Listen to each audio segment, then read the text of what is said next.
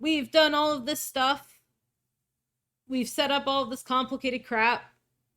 And now it is time to stream on Twitch. Very exciting. So, you need to make a Twitch account in order to stream on Twitch. It's very easy. You put in your email address, blah, blah, blah. I'm not going to teach you how to do that because it's like fill in the form with your information, make a password. It's no problem.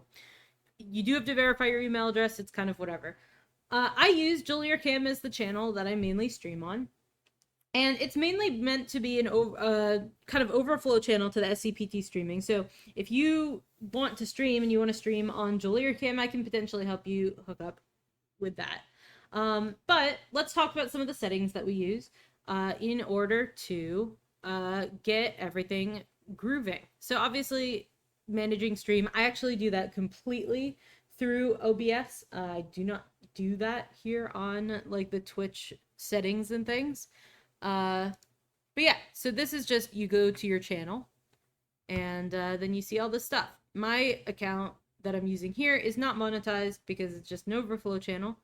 And so you can see all this stuff, but mine's not like that. So it doesn't matter. Cool. Uh, so there's a stream manager. You can see, oh my gosh, I'm streaming. Oh God, we're going to get hell mode this way. Great. We'll put that away. We don't need to look at that. Hell mode is evil. Goodbye. Anyway, so you can also see your analytics here, which is super fun. Just like different viewers and shit. Obviously, I don't have any revenue, but whatever. Cool. So you can do that. Here's a couple things that are actually really important for you to set up. So first, we look at the stream settings. You must go into your stream settings to VOD settings and allow it to store your past vodcasts and publish your VODs. If you don't do that, you will not save the game. The game will not exist anymore on Twitch and everyone will be sad. Don't do that. Don't make everyone sad. Please make sure you double check because by default this is off. But you want to make sure you store it. It will store for up to a week by default. And because we're not monetized, that's all we get. If you have Prime on your email account or whatever, then you get to store it for a long time. We don't have that. It's great. Okay. I also like to enable clipping to allow other people to clip things and post links to those clips. I would recommend turning that on because sometimes people can find like particularly cool moments in the game and throw it up in chat or in the SCPT server, which is fun. So yeah, those are the things that you want to have set up. Yeah. So then this is just where you adjust your channel. I have auto mod turned off because it's really annoying.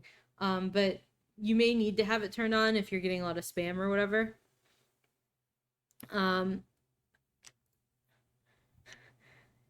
It gets a little bit excited about banning some terms. So these are terms that I had to allow it. I thought you would find this funny to say. Yeah, so you're allowed to say these things because I said so. Crippled defenses is an action card, y'all. So you need to be able to say it. TI junkies are amazing creators, so you need to allow it to say that too. Naked, like leaving your home system naked. Yeah. Anyway, so getting that set is important. The rest of the settings are all just basically up to you. But let me show you what I do once I have videos and stuff. So I can go to the channel. Oop, that's gonna do hell garbage again. All right, we're not gonna look at that. Right. So once I stop streaming, there's a video manager. Don't think it's gonna show it to me, which is kind of annoying.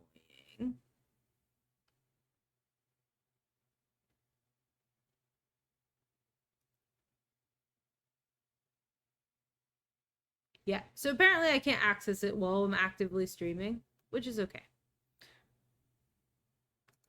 Oh, no, here it is, the video producer. Okay, cool. So here you can see in the video producer, all the different videos that I've made that are currently still stored. So mine last a week.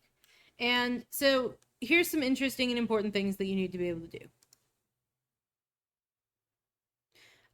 You should be able to, you can highlight clips, which is very cool. You can download the videos. If you want to do this, I would just make sure that you're actually recording in OBS in the first place. But I usually don't. You can watch your video, unpublish if there's something in there that's like bad, if players were like doing crazy misconduct or something, you may need to use that. Delete if you don't want it to exist at all. Edit. So to edit your video, you can change the title. That's important because I always very, very frequently forget to change the title before I start streaming. And if I start streaming and then I change the title of the video, then the title of the video in the VOD will be the original title, not what I changed it to. And so I very frequently have to go back in here and change the name of the VOD to the correct thing. So yeah, that's the thing you might need to do. You can technically change your thumbnails. I don't really care about that. But because these VODs only last for a week, it's important to put them somewhere where people can actually access them. So what I do is I export them to YouTube. And if you try to do this and you don't have it set up, it will give you like a one-time setup thing where you need to log into your YouTube account. And you may need to adjust the settings of your YouTube account just to make sure that it's going to allow videos that are long enough. So by default, you can only make 15-minute videos, but all you have to do to get allowed to put longer ones is like verify your account on YouTube. It's all very easy. And so yeah, I would like to export this video, which I haven't actually done yet. I could put a description and tags, but I'm lazy, so I'm not going to. I'm just going to set it to public and start the export. Great. Hooray. It's magical. It's instant. It's beautiful. Hooray. Woo. Okay. So that's all we have to do, basically. And then I will end up doing that for all of these other ones, too. And it usually, so for these short little videos, I will probably get an email notification that like, oh yeah, it was exported correctly and it's up on YouTube now really fast. If you export more than once, by the way, it will show up more than once with the same name and be all annoying on YouTube. That is a real thing. But yeah, so aside from that, yeah, the TI games though will take a lot longer. So you won't see them appear for a few hours, and once they appear, they'll be in terrible quality, and then eventually they'll go up to a reasonable quality, and it will all be good. I let OBS kind of determine based on my computer what quality to stream at, but usually it's pretty good. Like sometimes I'm streaming in 4K Twilight Imperium, which is kind of amazing. And yeah, that's pretty much all you have to do in here, and yeah. I'll see you in the last video where we're going to talk about what do you talk about and how do you do these things. See you soon.